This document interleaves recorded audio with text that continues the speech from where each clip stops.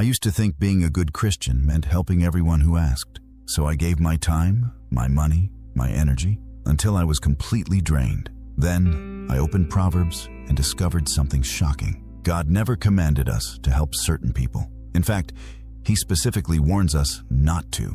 And when I finally stopped helping these 5 types of people, my life transformed. The first person on this list surprised me because we're taught to help them. But Proverbs 19:19 reveals the truth. A man of great wrath will pay the penalty, for if you deliver him, you will only have to do it again. We're talking about the chronic rescue case, the person who creates the same crisis every month and rejects every piece of advice you give them. You know this person. They lose their job because they cursed out their boss. You help them with rent and show them scripture about self-control. 2 months later, same story, different boss, same excuses. They ask for your help, but ignore your counsel. Proverbs 13:18 says, "Poverty and disgrace come to him who ignores instruction." Every time you rescue them without consequences, you're preventing the painful lessons that would actually transform them. You're not being kind, you're being their enabler. Type number 2, the gossip.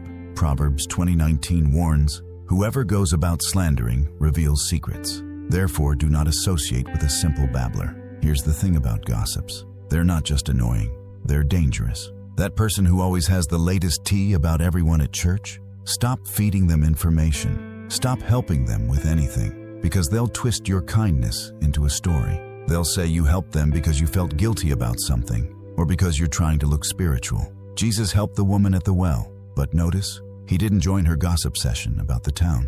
He redirected her. Type number 3 shocks most Christians. The lazy person who refuses to work. 2 Thessalonians 3:10 is brutal. If anyone is not willing to work, let him not eat. Not can't work, won't work. There's a massive difference. The single mom working 2 jobs who needs help with groceries, help her. The able-bodied person who's waiting for the right opportunity while sleeping until noon and playing video games, stop enabling them. Paul was so serious about this that he said, let them go hungry. Why? Because hunger is a powerful motivator. Your help is keeping them comfortable in their disobedience. Type number 4, the scoffer. Proverbs 9:8 says, "Do not reprove a scoffer, or he will hate you." This is the person who asks for your advice, then argues with every word you say. They ask you to pray for them, then mock your faith behind your back. They want your help, but reject your God. Here's what's wild. Jesus performed miracles in some towns and walked away from others. Matthew 13:58 says, "He did not do many mighty works there because of their unbelief." If Jesus withheld help from scoffers, why do you think you're supposed to keep helping them? Cast your pearls before swine, and they'll trample them, and then turn and attack you. Type number 5, the constant complainer. Numbers 11 tells us about the Israelites who complained non-stop despite God's miracles. They had manna from heaven, but it wasn't good enough. They wanted meat. God gave them meat until it came out of their nostrils, literally. And guess what? They still weren't satisfied. Philippians 2:14 commands us, "Do everything without grumbling or complaining." This person drains you. Nothing is ever right. You help them find a job, the hours are wrong. You help with their bills, they complain about what you didn't cover. You pray with them, they complain God isn't moving fast enough. Here's the truth. Complainers don't want solutions, they want audiences. And the more you help them, the more material they have to complain about. God Himself got tired of the complainers in the wilderness, and many of them never entered the promised land.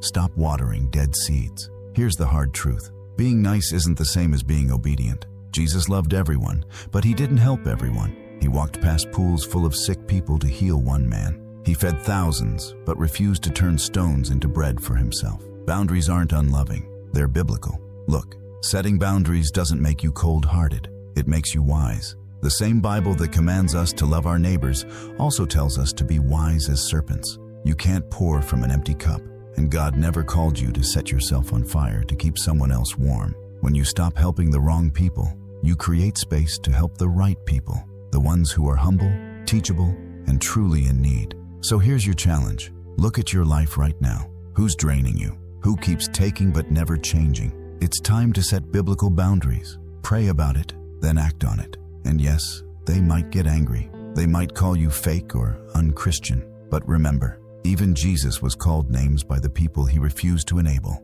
If this video convicted you, share it with someone who needs to hear it. Sometimes the most loving thing you can do is stop helping. Let's choose wisdom over people pleasing. God bless us all.